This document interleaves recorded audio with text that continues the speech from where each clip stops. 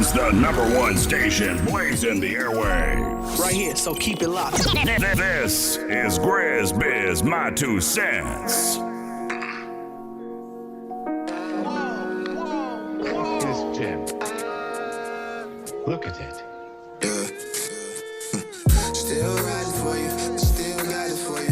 Keep it fresh like it's rapping for you. I chose the path at the snap and I hit the route. Shorty with some ass blind thickens and we stick it out. Yes, sir. Wednesday to Wednesday to Wednesday to Wednesday. We are back at it. Let's give a round of applause for Wednesday to Wednesday. You dig what I'm saying? You dig what I'm saying. You pick up what I'm putting down. That's what I'm talking about. See how many times I say that's what I'm talking about. As you can see, none of the divas is here today. And I'm not saddened because I know these girls is out here getting on their grinds. You know what I'm saying? Doing their thing. One is doing the family and the job thing, and the other one is doing the family and the job thing, and the Prime America and the insurance, and trying to get people together, get their health together, make sure they can go in the ground and be situated, how to invest money in hard times. So we get it. Let's give our girls a round of applause. All three of them. All three of them. All three of them. It's Ivory the Aries, Tyann Capri, and Miss Nikki Baby, Miss Nicole. So whenever them girls return, so be it. But in the meantime, I'm looking for replacement killers. I am. Substitute teachers. Anything that people do. But we'll get to that later on at the end of the show. Today, man, we're going to carry on as far as music. You know, I'm a music guy, man. And I know y'all hear me talking much crap about what's going on in the industry, this, that, and that, because I got a little dusty shoulders off, a little bit. So we try and bring people on, not just for the negative, but for the positive, because music is music. Everybody loves music. And there's a reason for that. So last week we had Ooh-Wee Collins, son of Bootsy Collins. And yes, that's his name, Ooh-Wee, and on the show, man. And the reels for him and that funk are going off the chain, man. So let's give Ooh-Wee Collins a round of applause. Bootsy Collins around the phone. Round of applause, keeping the funk alive. But we're going to carry on the tradition today. And today's guest hails from Naptown. If you don't know nothing about Naptown, you don't know nothing about Naptown. You under dig? Naptown. We used to go to Naptown all the time for the expos. Met Loon at the expo. Pretty big things happen at the Indiana Expo. They well rooted in the game. So today's guest hails from Indianapolis, Indiana. And he's been in the music for a minute, man. It's almost like as long as you've been with computers. You ever seen the remember the old Apple or the Commodore 64 Apple computers with the green dots, and you doing you might as well be doing Morse code with that stuff. But to be able to see that and where it is now, it's a whole different ballgame and a whole new experience. So today's guest has made a mark in the music industry. Grammy nominated, worked with some of the biggest names in the game. You understand me? Babyface, Edmund Brothers, Mariah Carey. You know what? There was so much to read. I'm going to let this man tell his story because he's not done yet. But ladies and gentlemen, I want everybody to give Mr. Uncle Sid JAMZ Johnson. I might have said it wrong. Sid Uncle JAMZ Johnson. There we go. Let me get it right. Sid Uncle JAMZ Johnson. You understand me? Let's give a round of applause for Mr. Johnson. That last name, Johnson, man, I think of the Brothers Johnsons with the afro on the album cover. So it's just what it is. How you doing today, man? Greetings, brother. How are you? I am excited, man. I'm excited. I always get excited Wednesday to Wednesday, and I always get excited when we talk about music, man, because that's the passion from the start. Besides computers, it's music. One of the big afros a long time ago. You did, didn't you? Oh yeah, Yeah, I know you had to. Your last name is Johnson. I had to have a big afro. Had to have a big Collins, afro. Bootsy Collins is my cousin also. What? Yeah. Let's give a round of applause. See how that is, ladies and gentlemen. See how that go right now. We gonna get the whole daggone family in this full of funk. That's why I'm excited. That's what's up. That's what's up, man. So tell us about your journey, man. You being cousins and doing music. Where did begin? It's beyond that piece of paper. My beginnings probably would have to have occurred in my home in Indianapolis, where I heard all kinds of music, from Mahalia Jackson to B.B. King to Lou Rawls to Bobby Blue Bland to Cannonball Adderley to the gospel caravans. I was in Dinah, Washington. I was raised in a home where I heard jazz, blues, and gospel. And then when I went to a college preparatory high school, I became exposed to a lot of rock and pop music. So my musical leanings are a miscegenation of a whole lot of things. And as a result of seeing the Beatles on the Ed Sullivan Show in the 60s, it kind of made me think, man, the way they have those girls screaming and everything, I want to do that. I want to make some music. Right. And then when I was very young, my mom and her then boyfriend, we went to Chicago to the Regal Theater, and we saw the Temptations, Mary Wells, the Vibrations as a little boy.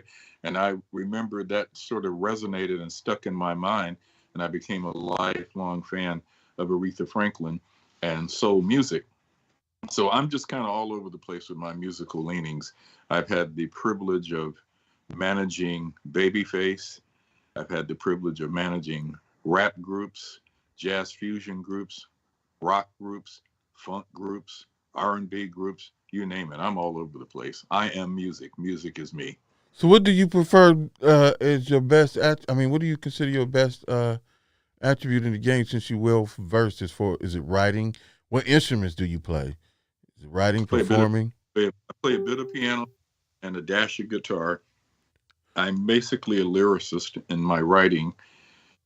I don't know. I think my favorite thing would probably be producing and pulling the best out of an artist. That would be my favorite thing. My least favorite thing is being an artist manager, because telling grown folks what to do is not always the easiest thing in the world. Oh my gosh, I know. I had an independent label myself, involved with 2 or 3 of them, and oh my gosh, that is like pulling teeth and all types of good stuff. So You never believe it. It's like pulling teeth. I mean, like I try to tell them all, I'm just giving you an objective piece of advice for what I think will make it better for you. You can either take it or leave it.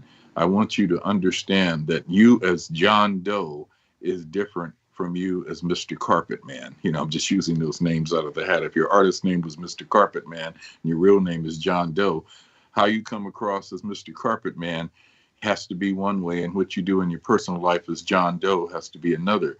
But see, when I came up in the music, we did not have Wi-Fi. We did not have the internet. So now if you fart, somebody puts it on, oh, I saw T.I. at the Walmart and he farted, hey, it's just what it is. Attached like this. I'm one of them. I'm sorry. I'm part of the zombie crowd. What? Let's give honorable October round of applause too for his Smartphone for Dummies movie coming out.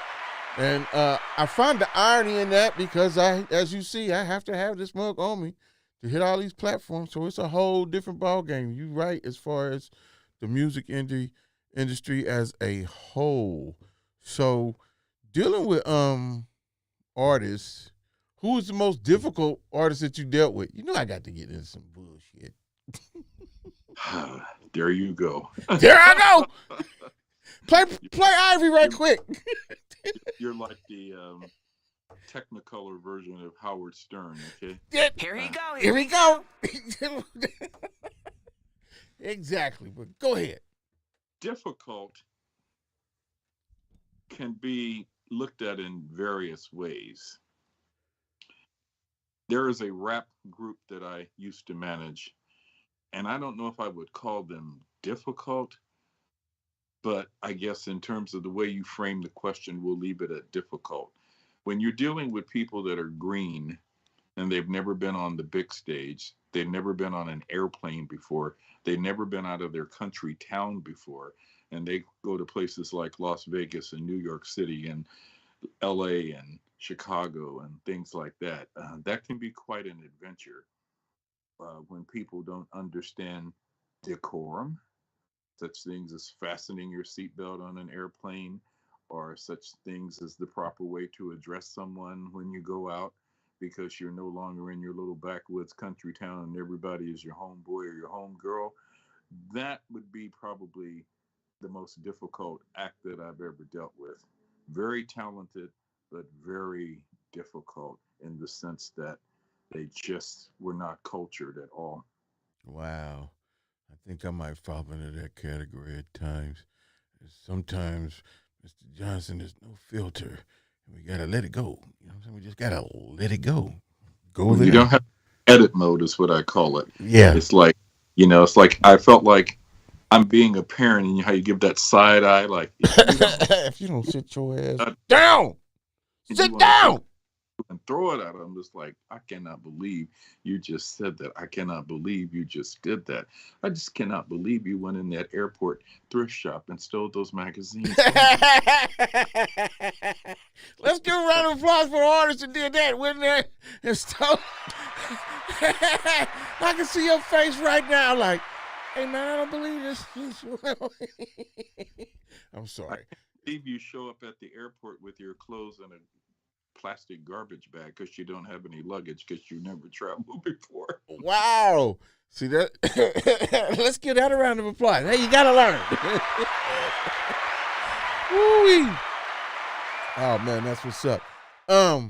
One thing I wanted to ask you though is, what's it like working with some of these folks like Babyface? Now, everybody and their mama know Babyface and the Deal and Midnight Star. Well, not everybody, the younger crowd. That's why we have you on here and others on here, so we can keep the funk alive, keep the music alive, and let people know that we have people here and in the tri-state area with roots and history in this industry.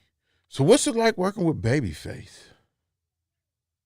I have known him since he was a teenager. We both are from Indianapolis, Right. and he lives in the Los Angeles area, and I live in the Natty now. So I've known him since he was a teenager, and I was his first ever manager, and we have remained very good friends. He's one of my closest and dearest friends on earth. Um, so it's difficult for me because we're friends, and I knew back a long time ago when he was very young, when he was first in the group called Manchild, which was the first national group he was in. Then the next national group he was in was called The Deal before he went solo. I knew that he was immensely talented back then. I could see it. And I am not surprised by the immense success that he has achieved in his career.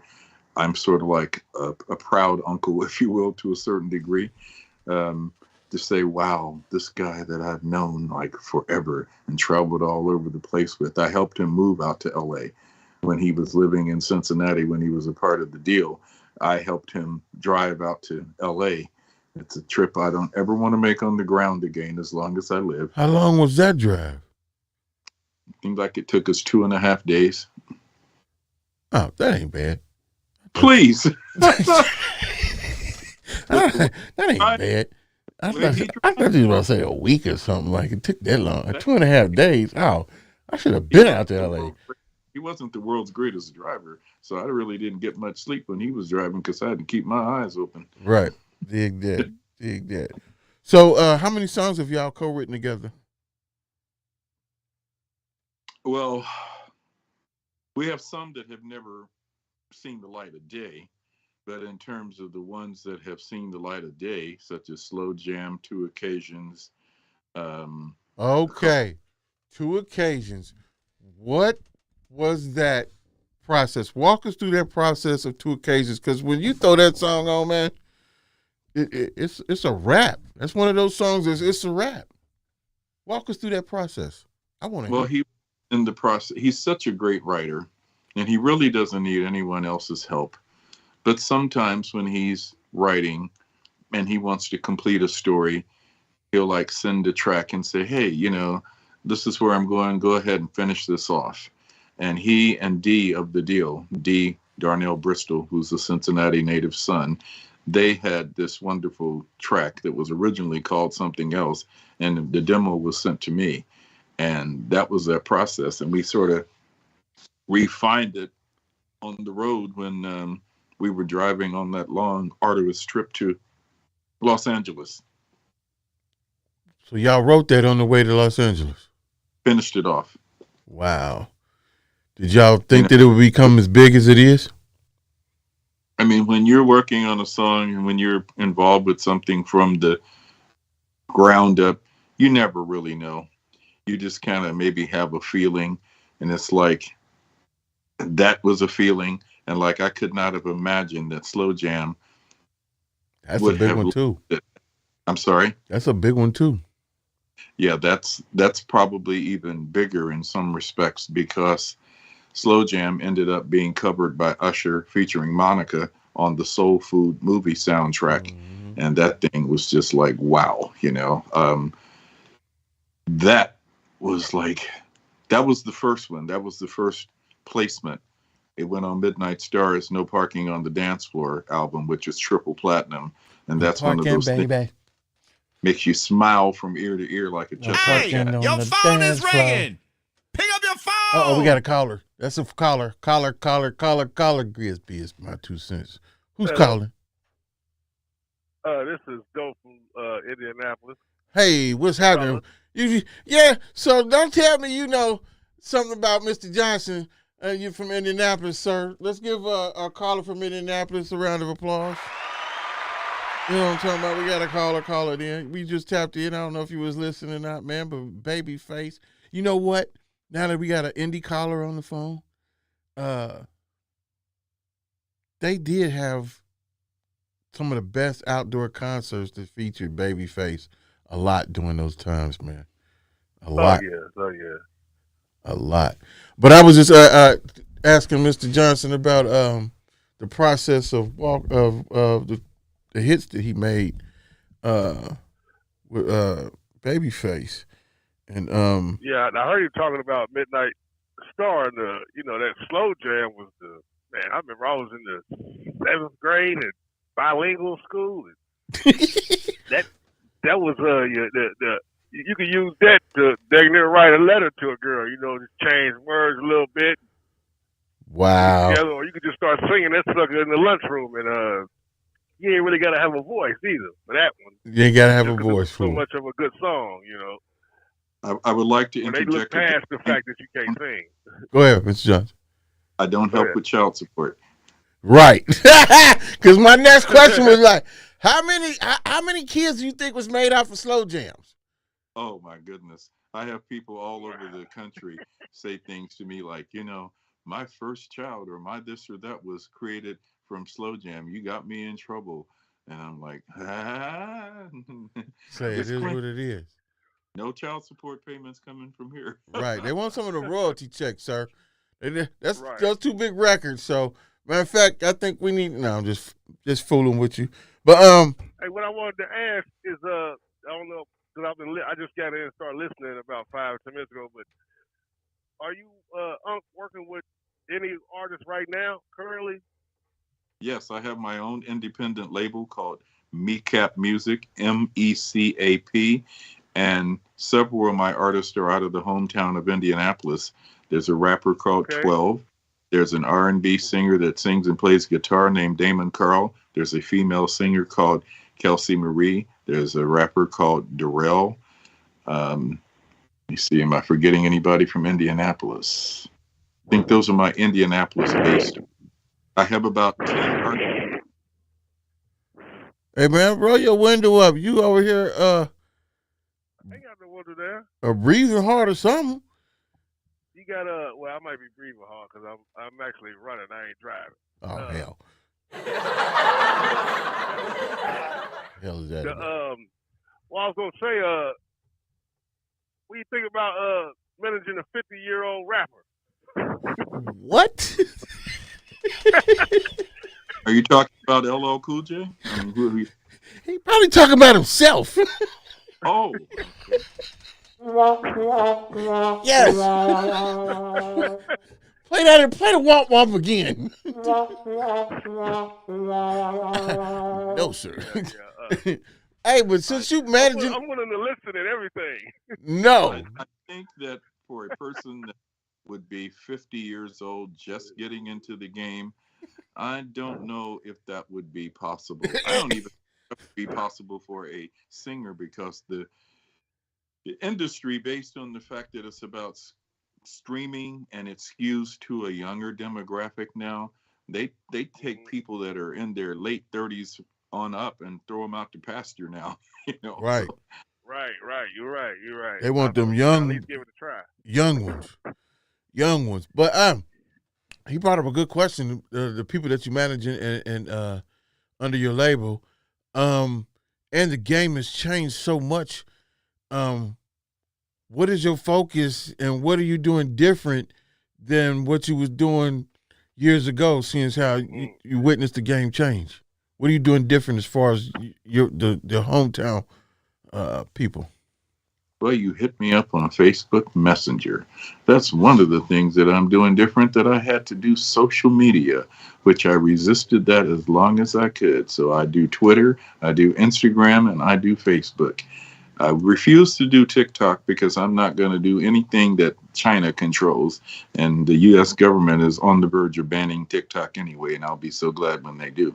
But nevertheless, I think that these times that we are in, it causes you to have to step up and step out with the times. There are a lot of people from the old school that are called OG that they never embraced social media, and they get lost in the shuffle because change is fluid. Things constantly change. Back in the day, we used to have vinyl records, even though vinyl was making a comeback now for certain type of genres of music, but that's all we had. And then we went to having cassettes. Then we went to having CDs. Then we went to having iPods, or whatever they were called. Then we had DAT players. I mean, things just constantly keep changing. And now we have streaming, which is very disrespectful for the creative community, because the disrespectful royalty rates that are paid for streaming is awful. It's like if you get 100,000 streams on Spotify, that's only worth about $300 and some change. So if you had to go and purchase that particular track at $1, that would be 300,000. That would be $100,000. So things have definitely changed. I mean, we didn't have YouTube back then. We didn't have the internet back then. It was more word of mouth. There was a lot more dealing with terrestrial radio back then. I mean, your local market, the first group that Babyface was in that made it nationally, called Manchild, we were able to dominate Indianapolis. And as a result of dominating Indianapolis, that made the program directors, music directors, and other DJs on that radio station tell their buddies at other radio stations all across the country, like, hey, there's this hot act from Indianapolis called Manchild. You need to check out their record. Let me stop you. Go ahead. We don't have that anymore because the radio stations are corporately controlled. There we go. That's what and hardly any DJs even sitting in the booth live anymore. They get a pre-programmed playlist that they play, and the same records that received wonderful little thing that people don't like to talk about called payola, those are the ones to spin every 15 minutes. Wow, are you serious? I didn't think that was still going on. So who are you kidding me? No, I didn't. I heard about it a while ago. I ain't even say the DJ's name that was on the Wiz, but pretty sure that was what was going down. But anyway, I didn't think that existed today, especially just say Cincinnati, because all the goddamn good music we got, it should be in rotation every 15 minutes, like every other one of these people who's doing. So who is paying to have? I don't even know who's hot on the radio right now. That is crazy. I personally don't listen to terrestrial radio. It's irrelevant to me. And now that we don't have BDS anymore, now Media Base has taken over the charting system. And you can best to believe whenever you see records in the top 20, somebody has greased the palm. And when you see Wow. the top 5, they really put a lot of grease in the palm. And if you see a record reach number 1, they didn't just put grease in the palm, they put some lard in the palm. Okay. Oh my goodness, I didn't think that existed still, but I guess it would have to exist just because of the label. Back in the day that you were speaking of, you could get plays out of love. Somebody would love the record and they would play it to help you out. They don't do that anymore. Are you kidding me? Wow. No, don't do it anymore. So what do you tell your artists, and do they help with the marketing and promotion? Because one thing you always hear, you hear Drizzle talk about it, you hear other people outside the city talk about it, and it's your marketing and your promotions. With it's just you, and I have the same thing that I'm doing with my podcast and the network. The network helps and they do their thing and we do our thing and sharing. How do you communicate that to your artists who might not have a heavy social media following? Well, we have promotions and marketing that we do. We engage people that are service providers that do that kind of thing. Internet radio is very popular now. And internet radio plays all over the world. My artists are playing in over 29 countries. And we do promotions and marketing with lots of people. We do, on air magazine interviews. We do podcast interviews, Zoom call interviews, Instagram live interviews. We do all of those things. It's just different the way it's done nowadays as opposed to how it used to be. So But when we did Uptown Radio 513, and that was going hard. We was like a real radio station every day, Sunday to Sunday. And we have formats. Give a shout out to DJ Bruno, who's also going to come in and do some things. Shout out to DJ Bruno. But the thing that we got the issue that we had when we was doing the Uptown Radio was the come time to pay for your songs to be mixed in with the national recording artist. Is there a particular format or platform that you use to do that? Because it get expensive doing that. You gotta, like you said, you gotta pay to play. To my knowledge, it is virtually impossible for an independent artist to receive spins on P1 and P2 terrestrial radio stations, because the 3 major labels that still exist, they spend a lot of money. They're going to call it buying advertising time or promotions, if you will. If you understand what I'm saying, that's what they're going to call it. And they pretty much dominate the amount of records that can be played on that playlist. So the minimum budget nowadays for singles promotion is about 90 grand, and not very many independent artists have 90 grand. And in addition to that, the P1 and P2 stations are very reluctant to deal with independents because they feel like you're here today and gone tomorrow. Whereas they know that Sony Music Entertainment, Universal Music Group, and Warner Music Group are kind of still here, if you understand what I'm saying. Yes, I do. Which brings me to the fact that being independent seems the best way to go anyway, because Well, you're not being controlled, and you kind of, a lot of the young people that are out there now making music, they always make posts on social media talking about, I'm looking for a deal. I'm trying to get signed. And that's because they don't really understand what that really means. They don't Right. understand that only 25% of the records ever released in America have ever recouped the investment of the major label, which means the other 75% of releases, the people end up being tax write offs and getting dropped. And you're still very much in the red with the label. So you don't make any money when you're signed to a major label until they recoup every dime, penny, nickel that they put into you. And the only way that you can make any money is if you have a hit, and a hit record that was bought literally by the major label, where you can get out and do show dates and get paid for it. All of the people that are wealthy in this industry, they are not wealthy from recorded music sales.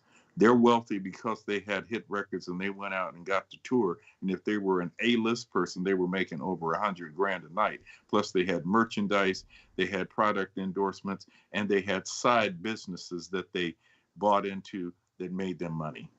Wow, a whole, so people can't get mad at Jay-Z. Let's give Jay-Z a round of applause for being a shiesty business person. No.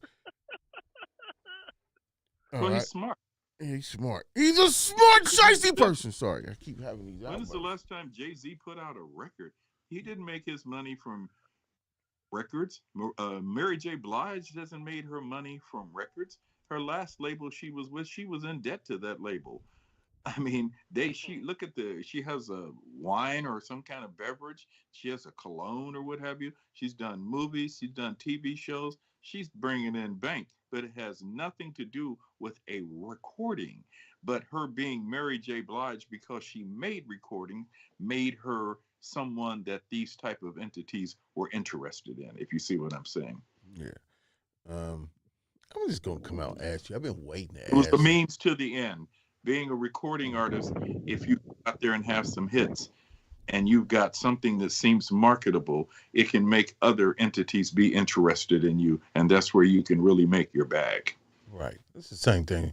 Podcast game and music games, damn near the same thing. Wait, I want to know something though. I know you keep up with the headlines and what's going on in the industry and all this weird stuff that's going on in the industry. Mr. Johnson, we want to know what you know. Don't act like you don't know either, because you've been in this game a long time. You didn't watch the transform, so come on, keep it 100. Keep it 100 with us, Mr. Johnson. Here we go. It's some strange things. You got it. Is there strange things that go on in the music industry from your perspective? Yes or no? Unequivocally, yes. Unequivocally, yes. It's a dirty, low-down game. Almost every industry executive that heads up these labels are all scoundrels. It's like this is gonna rub some people the wrong way, but it's like religion to a degree. When you look at the pastors in these mega churches that have Rolls Royces or Mercedes and Beamers and mansions and private jets, but the people that come to the church have to be on the little yellow bus, a little church bus, and they're trying to rub two plug nickels together to tithe. So the industry heads are all super rich, multimillionaires, while the artists don't get anything and walk away very upset and have been done very wrong. Yeah. Unequivocally, yes. Let's get a round of applause. Now, we're going to deeper stuff, but I see you bouncing over it. But selling your soul, is that a real thing? Just ask these questions.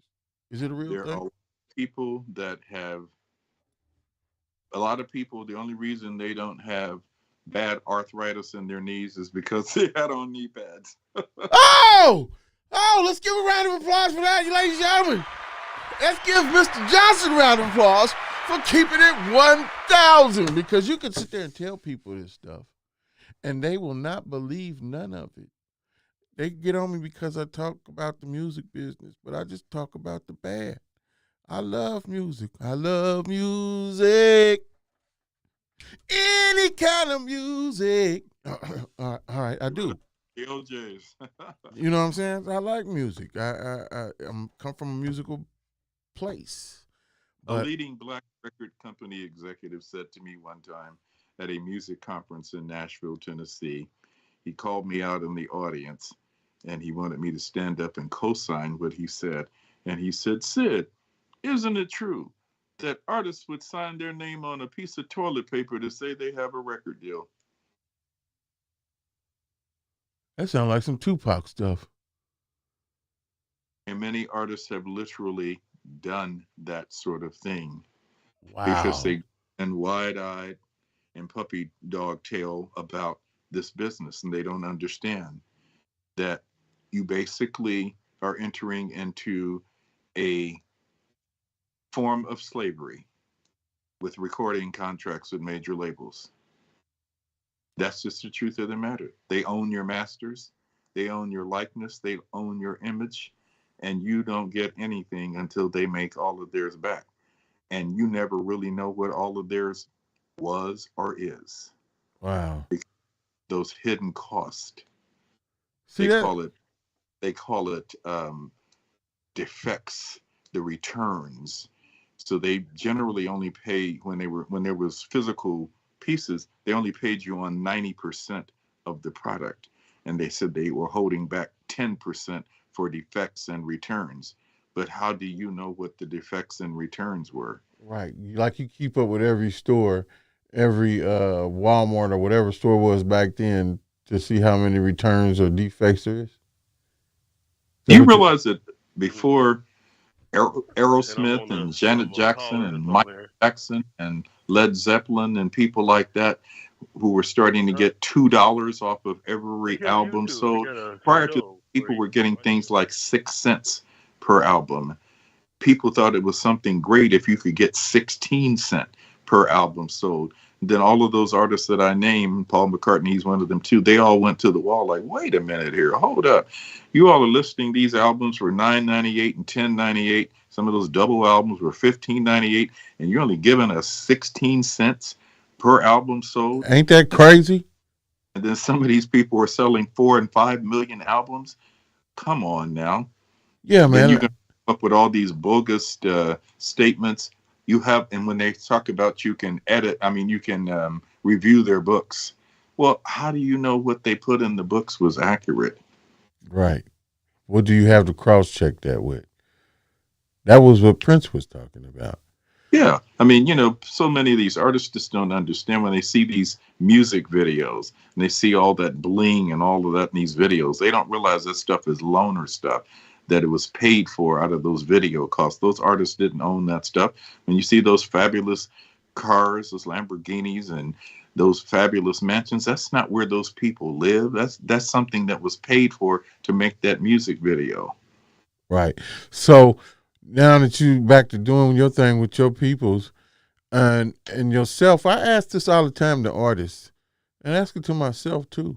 I have to reassure myself what do I want? What do you tell your artists or ask them what do they want out of the music industry? Do you want fame? Do you want fame and money and fame and money? Which is it do you want? What is your end game? What is your goal? Is it for love?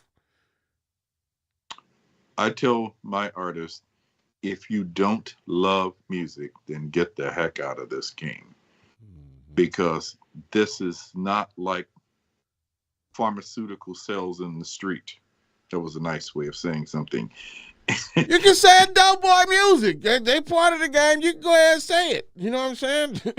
But yeah, There's a return when you make that deal on the streets for the pharmaceutical. right. When in music with streaming, there's no No return. return. Like back in the day, I used to be able to write prospectuses for people where they could get investors. They say if we press up 5,000 CDs or if we press up 3,000 cassettes, if you invest this much money in me based on the amount that we press up, I can pay you back and then give you a percentage.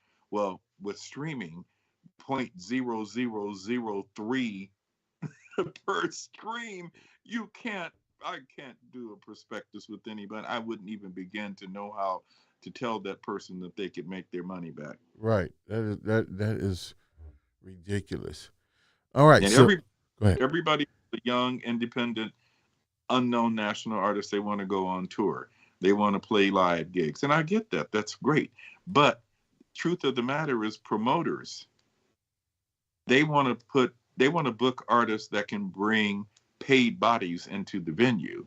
And if people don't know who you are, they are not going to pay to see you. And many artists get it twisted when they open up for national acts and think they should be paid. That promoter is usually doing a favor by letting you be on that show, because you don't bring him any more revenue. As a matter of fact, you could cause him a headache, because that's maybe another sound check that has to go down. If it's a big enough venue, another dressing room that he's got to put together. And in the rap world, many of these rap promoters, they will charge local or independent rappers to be on the show. And I've known some people to pay as much as $10,000 to open up for, Juvenile and Lil Wayne and all those people back in the 90s. Yes, yes, very much so. So, do you think that's legit? Of paying of having an artist pay, or you think that's counterproductive? I think it's ridiculous to pay, and most of that came from pharmaceutical type people that hustled in the streets, and that kind of money, it wasn't worked for, hard earned, legitimate money. You know what I'm saying? It was like those people toss that kind of money around and think about it in a different kind of way than someone that's working a job and on a time clock, if you know what I mean. But to pay $10,000 to open up for Yo Gotti or Jeezy or Gucci Mane in front of your own hometown crowd, I don't see the purpose in it, because those headliners that I just named, they didn't even see you. They haven't even arrived at the venue yet. They don't come until it's just about time for them to go on. So basically, you just gave away that bag for your own, I guess, your own edification or something. I don't know. But I would never, ever do that. Let's give a round of applause for that. Use big words like edification. Lying to yourself. Really, that's what you're doing, lying to yourself. Getting taken advantage of.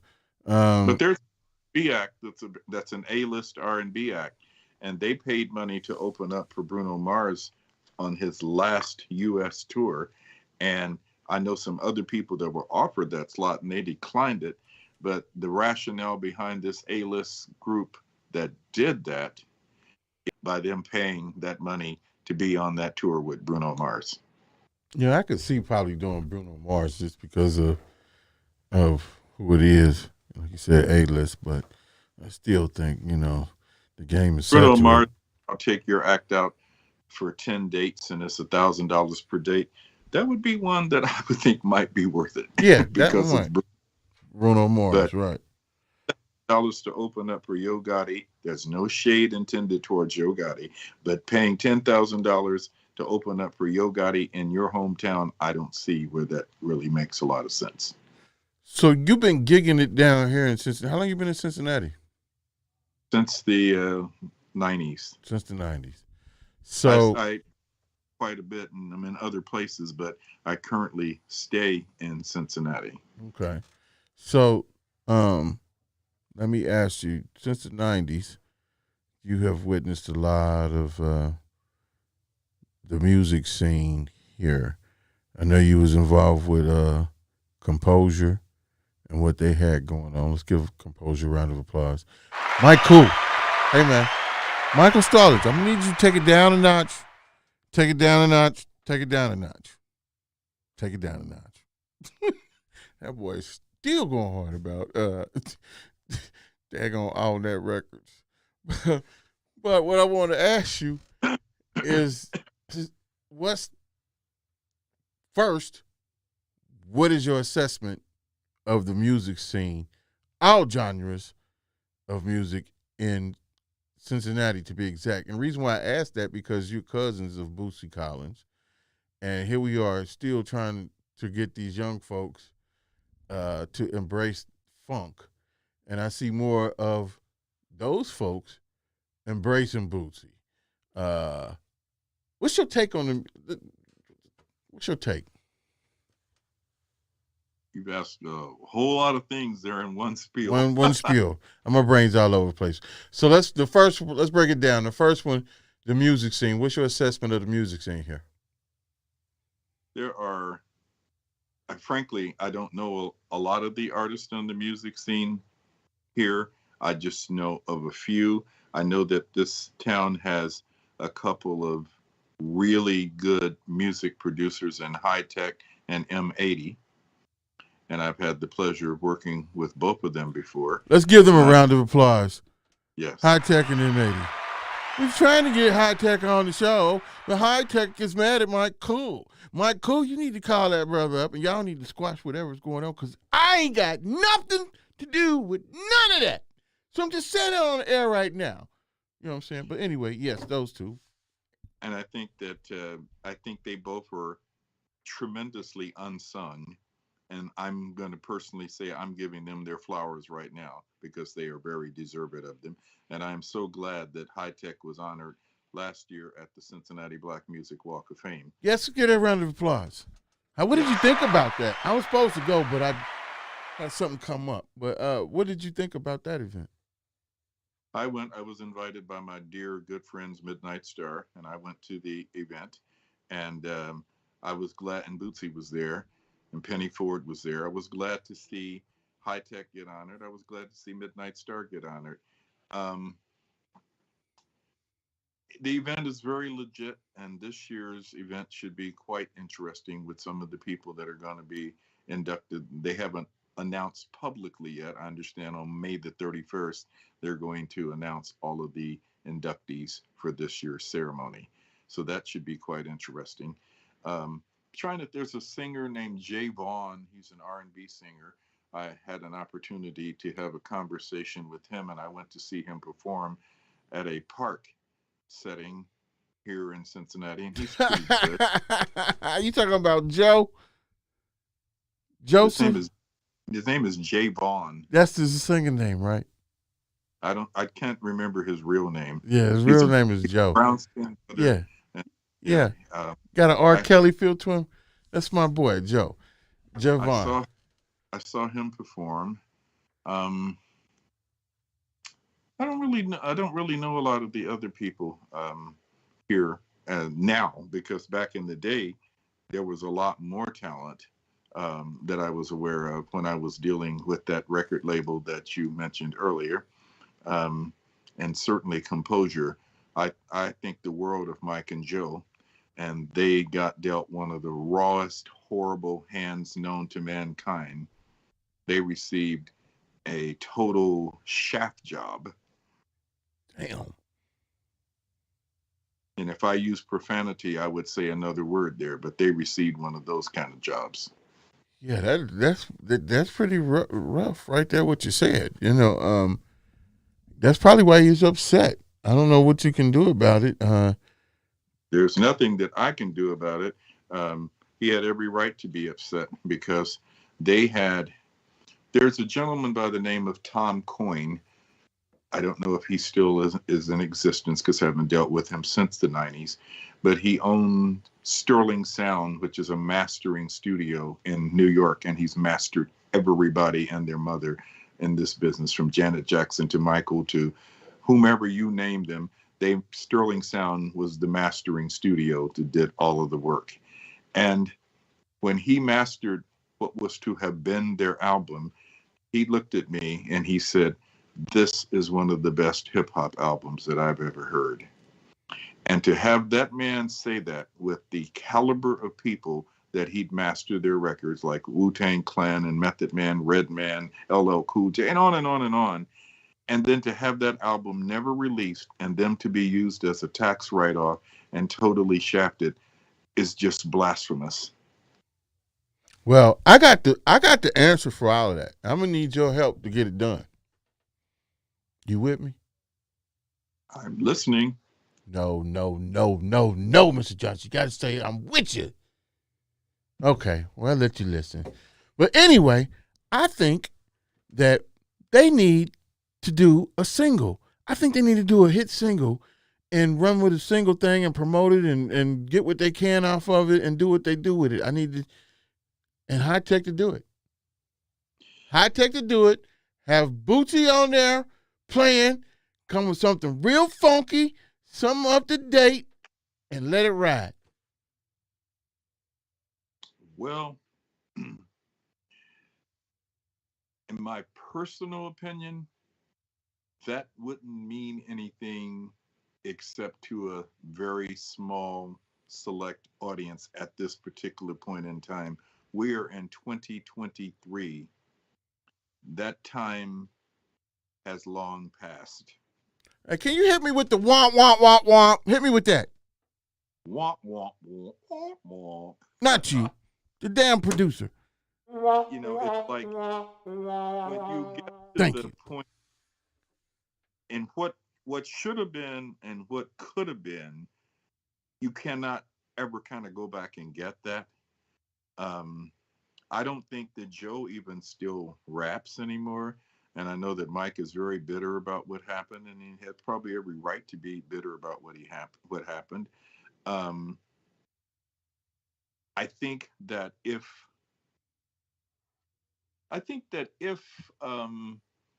from a legal perspective, if they could acquire the rights to the master recording and put it out on the streaming platforms, then there might be something that could happen out of that material for any particular fan base that they might still have.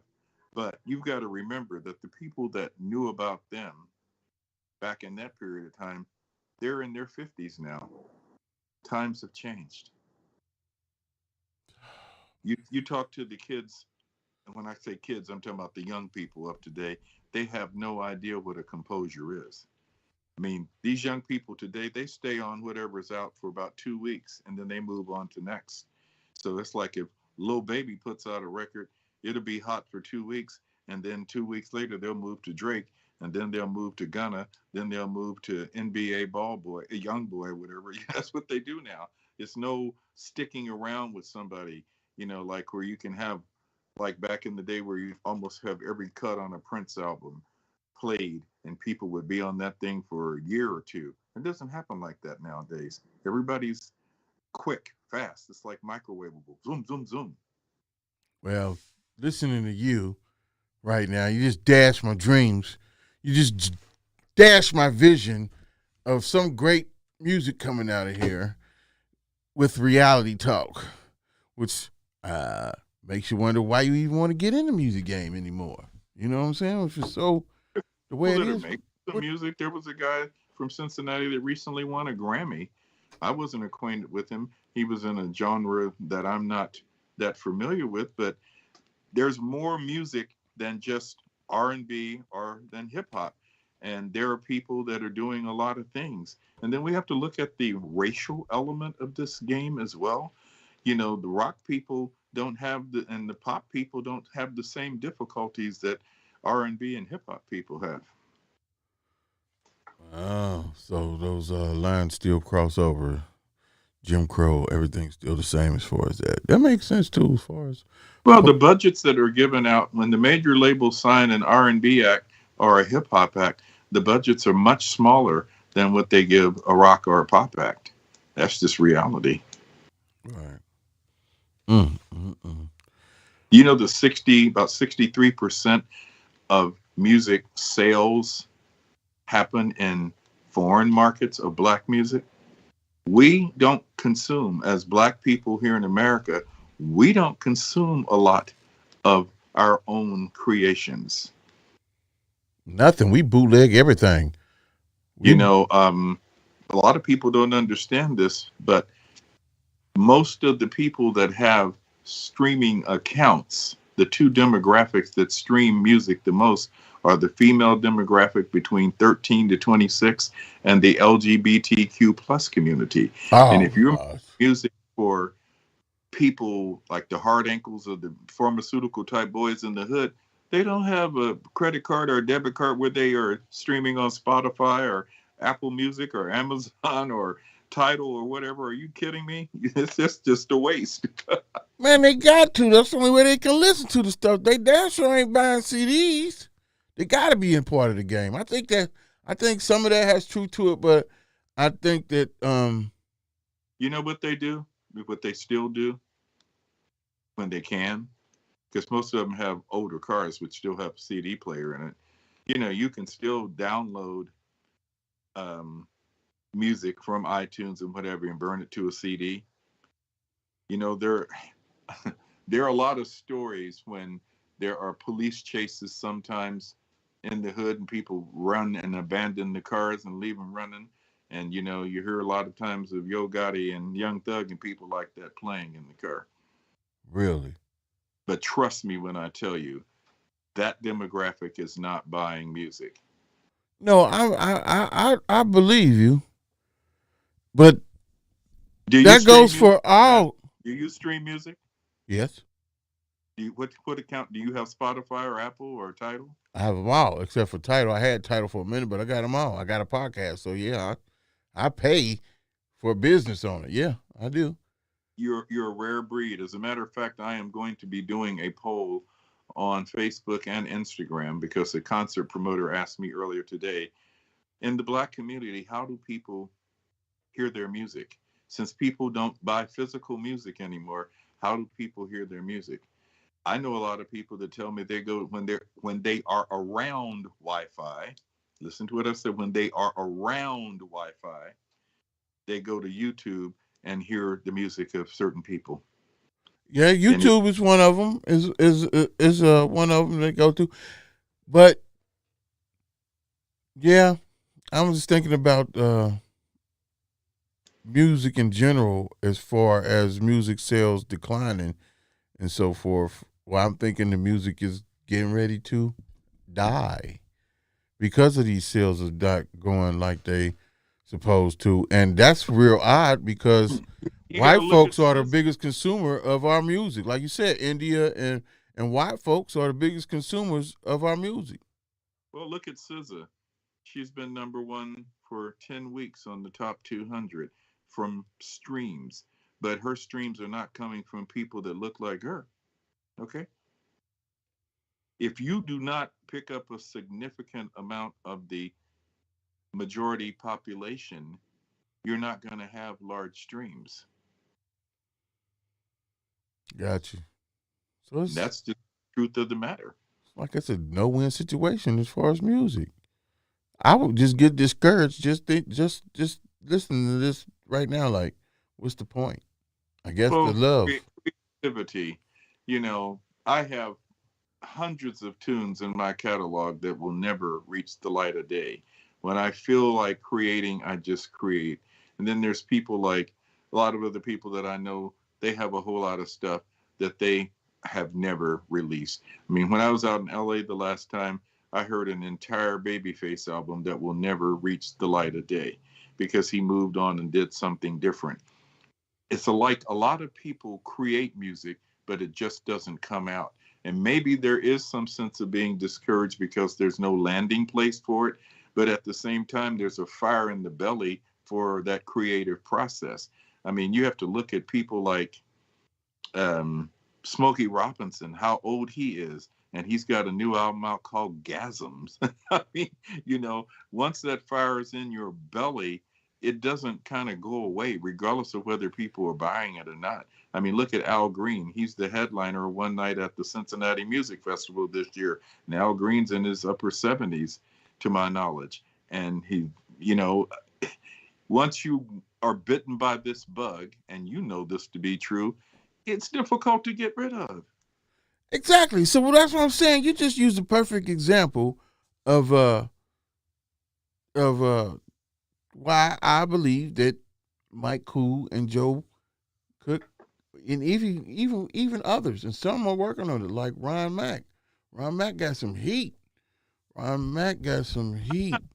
It, the way you framed the question, Oh, okay. if they did it, they would do it because of the love of music. But it isn't like going to be a great chart monster or anything like that. if they're doing to think it's going to take them from rags to riches, well, that's not going to happen. But if they're doing it for the love of music, then I encourage it. I don't discourage anybody from creating, but just face it from a reality check perspective. Lately, I've had a lot of people say, I want a Grammy. I said, do you know what it takes to even be nominated for a Grammy? Do you know that you are not National Academy of Recording Arts and Sciences qualified? So you just can't see the Grammys and say, oh, you know what? I want a Grammy. Yeah, okay. They had no idea what it takes. What does it take? Because you was nominated twice, right? I've been nominated more than twice, but have two of them for work with Mariah Carey.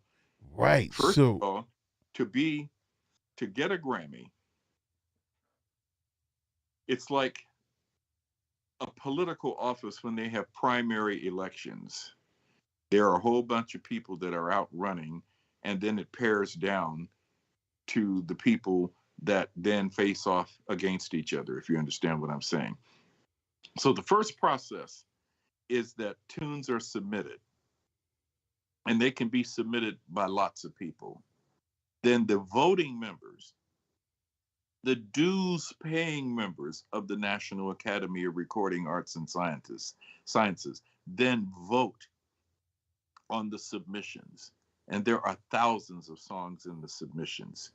And when you have Barbra Streisand and Celine Dion and Lionel Richie and John Legend voting, they are going to vote for, you ever heard the expression, go for what you know? Mm-hmm. They're going to go for what they know when they vote, if you follow my drift. So an independent artist that had a submission, his song will not even make it to the next round because nobody won't know who he is or they won't know what that song is. Then there's another round. Then there's the final round where you have the final nominees where people vote. And then the winners of that final round are the ones that get announced on those Sunday nights at the Grammy Awards. It's a process. Wow. And no unknown independent artist ever wins a Grammy because you won't even make it to the second round. You make it to the second round. So did you get on stage and receive your Grammy? No. I was going to say, how did that feel? I got on stage in New York for the BMI Awards and with Mariah and Babyface and everybody. I don't personally care for Los Angeles very much, and I try to go out there as seldom as possible. The traffic is a nightmare beyond belief. I don't like the quality of life in Los Angeles. I don't like the food. I don't like the culture. The only thing about Los Angeles I like is the Dodgers because I'm a baseball fanatic and I'm an LA Dodgers fan as much as I like music. Okay, well, dig that. So I go out there many times just during baseball season and to see a Dodgers game, and I'll go hang out with Face or something. And then after being there about 3 days, I'm ready to come back to reality. Right. Ain't nothing like home. Click your heels 3 times. Well, Mr. Johnson, we appreciate you having on the show. You know what I'm saying? Gave us a good interview, man. Gave us some nuggets, some information that we didn't know. Grammy process, music, how it works, streaming, and I'm really impressed that you're not a fossil, man. You're well versed in this music game. I'm very impressed. I'm breaking down numbers and so forth, and from point A, like I said, beginning the early times till now, and watching the game progress and still being on top of it. Hey, that's what's all right, man. I've got some heat coming on my label as well. I still active in the game. I've got a new young signee out of South Carolina that I'm working with, a fabulous young R&B singer. We've got. What's her name? Sorry. What's her name? It's a him. His name is Johnny Davion. Johnny Davion, and he's on all platforms. Oh, it's not. We're in the studio in 2 weeks cutting his first record. We hope to put it out the last Friday in April. Okay. All right. I'm at a music conference in Indianapolis on June the 18th. And This will be my third one, and I will be having performances from artists on my label and a couple of special guests. Also, many artists on my label are going to be performing in Indianapolis at the world famous Jazz Kitchen on Wednesday, April the 12th.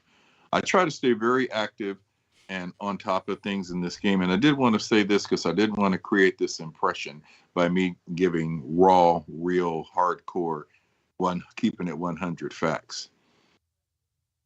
I don't want any of the young people to be discouraged if they are creating music, whatever they're creating. It's your creativity and it's what you feel that comes from your heart and soul. But just have the reality check to understand that things are not like they used to be. And some of the videos and some of the people that you may see that seem like they really got it going on social media, or you might happen to see them on some podcast or what have you, some of this stuff is smoke and mirrors. It's not all glitz and glamour. There's a lot of work that has to go behind the scenes. Some of you make music and you want to put it on SoundCloud, which I don't encourage that, but you haven't had your music properly mixed. It hasn't been properly mastered. You have not had it encoded. You don't belong to a PRO. There are just so many things that need to happen because there's three things. There's the music business, and there's the music industry. And you need to know how to navigate your way through all three of them to be successful at whatever level of success you can or cannot have. Hey, man, I'm about to use that part as a clip. Let's give him a round of applause. That's going to be my viral right there of a clip because you just broke it down eloquently this game, man. So I appreciate you coming on the show, man. I didn't know, like, what am I getting myself into? But, once you got here, I'm pretty sure you was cool because I was cool. So I really appreciate your knowledge and the game that you provided for us today, man. And I definitely will have you back on the show again. And we got to have media passes for the June 18th show down in Indianapolis at the showcase, at the conference. My motto is old school rules with new school tools. All right. And I do entertainment consulting for people, and I don't charge a whole lot of money. So if anybody needs some help with understanding PROs, encoding, getting your stuff properly mixed and mastered, and all of that kind of stuff, I'm available on social media to be DM'd on Instagram at UncleJamz_. That's UNCLEJAMZ_. I have a Facebook artist page called Uncle Jams. There's no underscore. And I'm on Twitter as Uncle Jams with no underscore. Thank you very much for having me. I've appreciated it. I always like to be somewhere and disseminate knowledge and speak the truth. Hey, man, I love it. I love it. You know what, folks? We're going to ride up out of here. Get back with y'all next Wednesday. I might have Black Rain, but I also might have somebody from Indianapolis that's doing a bunch of changes in the black community. And we always hear, we won't never work it and it won't never work. Where I'm talking about they have grants, everything for businesses. And this was just on Clubhouse, Donnie Young's Clubhouse. So after I leave here every Wednesday, y'all get on Clubhouse and join the conversation from folks all over the country and dialogue, network, and do what we do. But in the meantime, we're going to get up out of here. And like we say every Wednesday, don't be stuck on stupid and relax, don't dumb. See y'all next Wednesday. Peace out. Have a nice one. Let's go! The station that keeps it rocking 24/7. Ladies and gentlemen, Grizz Biz My 2 Cents. Randy, you the illest. I give a fuck about your